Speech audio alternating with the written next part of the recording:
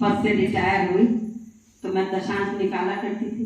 तो कमाई का, ईमानदारी की कमाई का 1/10 और रिश्वत की कमाई का, यहाँ भैया के सानिध्य में थे 50%। लेकिन मैंने कहा भैया ना, ये 50% नहीं चाहिए, ये तो सब आप ही रखो, मेरे से कोई नहीं चाहिए। तो उसका परिणाम मैं आपको बताती हूँ कि मैं सन 84 से साधना में जुड़ी थी और 94 में मेरी 42 साल की उम्र में गवर्नमेंट जॉब लग गई। और जो मैंने, मुझे याद है 77 में मैंने शायद अप्लाई करा था और उसके बाद जब मेरी शादी हो गई तो डॉक्टर ने उसको फाड़ फूड़ के फेंक दिया जब मेरा अपॉइंटमेंट लेटर आया।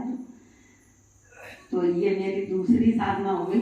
बाकी ये है कि मैं योगी जी की कृपा पात्र और समर्पित सदस्य हूँ और मेरे जीवन में जब से लेके आज तक जो भी मेरे पास है सब योगी जी की कृपा का है। मेरे यहाँ मेरा बेटा है, मेरे सास ससुर निकालते थे, मैं भी निकालती हूँ और मेरा बच्चा भी ईमानदारी से दशांश निकालता है। एक बेटी है मेरी, वो भी ईमानदारी से निकालती है। दूसरी बेटी मेरी जैनियों में शादी हुई है, निकालती तो वो भी है पर यहाँ तक नहीं आ पाता।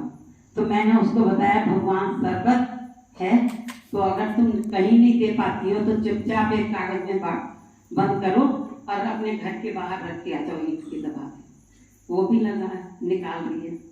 और क्या बताऊँ, बाकी आज मैं आप सबके सामने खड़ी हुई हूँ। 71 मेरी रनिंग है और योगी जी की कृपा से मुझे, जैसे कहते ना, भगवान दबा के देता है, अपना के देता है, बोलता हुआ देता है।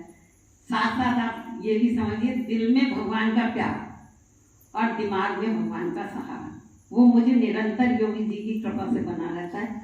एक छोटा सा और बताऊंगी, मैं गवर्नमेंट जॉब में थी, एक वायरलेस आया, high court, supreme court, high court Lucknow मुझे जाना था, टिकट हो गया मेरा। लेकिन मैं यहाँ से आई और आके जाने लगी तो प्लेटफॉर्म पे नौचंदी ऐसे आगे आगे दिख रही थी। अब मुझसे जो छोड़ने गया था यहाँ, वकील साहब का बच्चा था, पहले यहाँ वकील साहब रहते थे, वो कहने लगा आंटी दौड़ के चढ़ जाओ। मैंने कहा नहीं बेटा, तू मुझे ना गढ़ अड्डे पे छोड़ दे। उसने मुझे गढ़ अड्डे पे छोड़ा, मैंने बस पकड़ी।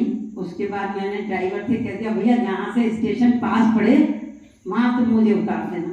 अब उसने तो सन्नाटा सुनसान जगह थी, रेलवे क्रॉसिंग था, बस ब्रेक मारा और उतार दिया। अब बस तो आगे को चली गई। अब हम सन्नाटे में खड़े हुए सोच रहे हैं भगवान मेरे क्या करें। पीछे से एक रिक्शा वाला आता है, वो रिक्शा वाला से मैंने कहा भैया स्टेशन कितनी दूर है, उसने बैठा लिया, वो मेरे को लेके गया। उसके बाद उसने मुझे फर्स्ट क्लास का टिकट दिलाया। फिर उसने दिल्ली लखनऊ मेल में, उस दिन कोई रेल ही थी तो पूरा खचाखच भरा हुआ था और 10 रुपये मात्र उसने मुझे मांगे। तो मैं जब ट्रेन में चढ़ गई उसके बाद मुझे बड़ा अफसोस हुआ कि मैंने तो बहुत कम पैसे दिए। तो ये भगवान के सहारे का प्रभाव ऐसा है कि ईश्वर हर जगह आता है और ईश्वर जितनी जल्दी सुनता है उससे जल्दी कोई नहीं सुन सकता। मिनटों और क्षणों में ईश्वर सुनता है। ये महाराज जी ने पकड़ाई साधना है, ऐसी अनूठी साधना है कि अगर आप समझ के और दिल दिमाग को सही दिशा दे करके इस साधना को अपने जीवन में उतारेंगे तो आज मैं कह सकती हूँ मेरे जीवन में कोई दुख नहीं और मुझे ऐसा भी नहीं लगता दुखाने की संभावना भी नहीं है। लेकिन वो भी ईश्वर की मर्जी, अगर दुख भी आएगा तो वो सहने की शक्ति भी देता है। डॉक्टर सुनीता जी का बहुत बहुत धन्यवाद। अब मैं अगले अनुभव के लिए अखनूर से